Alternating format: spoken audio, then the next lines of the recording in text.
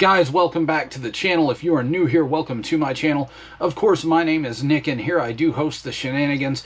And here we do talk toys, pop culture, and general nerddom of all kinds. And sometimes, just sometimes, we do talk a little bit of shit about other subjects. Today, we're actually going to do a Tuesday night toy review.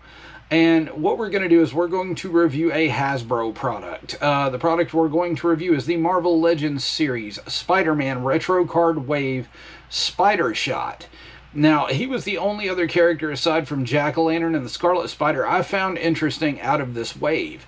I really want the Scarlet Spider. Can't find him anywhere right now, but should be able to when things restock. But for now, what we'll do is we'll review Spider Shot because I thought he was absolutely cool and a really decent concept. I honestly didn't know this character existed up until this wave. And of course, it is a what-if story. Of course, it's the Peter Parker of Earth 8351, where he becomes an assassin after a mission goes sour, and he does start killing people. He starts going against all the Spider-Man-like ways that he's had. Of course, he gets trained up by Wolverine and learns a lot of new combat stuff, and he starts becoming an assassin. Now, he was created by Jeff Parker, Paul Tobin, and Clayton Henry, and he did appear first in What If Spider-Man Wolverine 1 in January 2008. And, you know, this is a pretty decent figure. So guys, we'll review that, but first I want to thank every single one of you for getting me past 3,163 subscribers. You guys are absolutely fantastic. The stretch goal by the end of the year is going to be 4,000. So if you do like my content and you do like everything that goes on here, or you even come to the channel a few times and you're skeptical and you want to watch a few more videos first, go ahead and do that, but always hit that like button, that subscribe button, and that notification bell so you know when I post more, definitely if you like the content. That said, let's go ahead, punch in, and review Spider Shot. Alright guys, here we have the box for the Spider-Man Retro Card Wave Marvel Legends Spider Shot.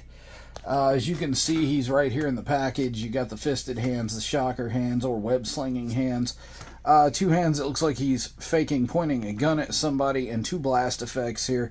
The figure's pretty cool. It just caught my eye. I really wanted the Scarlet Spider out of the wave, but this is my second favorite. And this may be just from a one-off or two-time appearance, but still pretty cool. Let's go ahead and flip the package around and take a look at it. Alright, you look around at the back of the package, of course, you see a little bit of photography of the figure there. He's not doing anything super special. You have a blurb about the character here. Let's go ahead and focus on that so you can read it.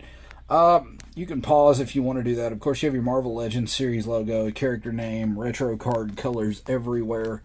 All the legalese you could ever want at the bottom. Of course, Marvel logos, Hasbro logos, and here is a barcode should you need that.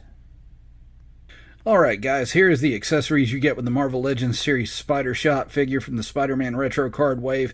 You get a set of fisticuffs hands, a set of web shooty shoot hands, and a set of blast effects. For the actual shooty shoot hands he has installed on his wrists when you get him out of the package. Of course, this guy is an assassin, so let's go ahead and take a look at the figure. And guys, here out of the package, we do have the Hasbro Marvel Legends series Spider-Man Retro Card Wave Spider Shot figure. As you can see here, no fancy poses or anything like that. He's just giving you the finger gun hands he has installed on his wrists.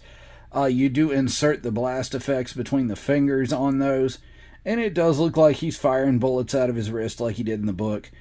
Of course, there's not a lot of detail on this figure except for paint. This is a pretty basic body, and I'll show you what I mean here in a moment. Of course, you look down, and this is probably the same Spider-Man body we've seen a million times before.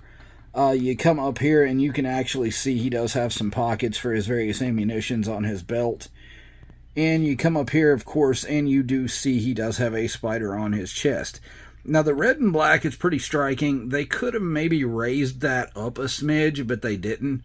But they left it pretty basic detail-wise, but the articulation on this guy is fantastic. It is absolute new body style, pinless everything. It does have pinless double-jointed elbows, pinless double-jointed knees, boot cut, ankle rock, ankle pivot. It does have thigh cut. It can do the Spider-Man splits. It does have a bit of a drop-down hip. It does have waist rotation. It does have a lot of ab crunch. It does have butterfly joints. The head does have a really good range of up, down, side to side, and all the way around motion. It does have arms that can go out to a T all the way around, biceps swivel, again, double jointed pinless elbows, wrist rock, and wrist rotation.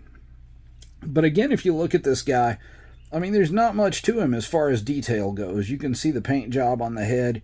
There's not much dry brushing to be found here. I mean, it's just a basic Spider-Man body. You do have the spider on the back. And, of course, you do have the ammo pouches here. They just kind of cheesed out as far as detail goes on this. But the spider shot in the book didn't have a whole lot either as far as detail goes. Let's do some size comparisons. All right, ladies and gentlemen, here is our size comparison chart. Now, we're going to go smallest Marvel Legend to biggest here. As you can see, he is next to Bruce Banner, and Banner is a little shorter than him. And, of course, this is from the Hulk 2-pack. The Hulk from that's actually on the end.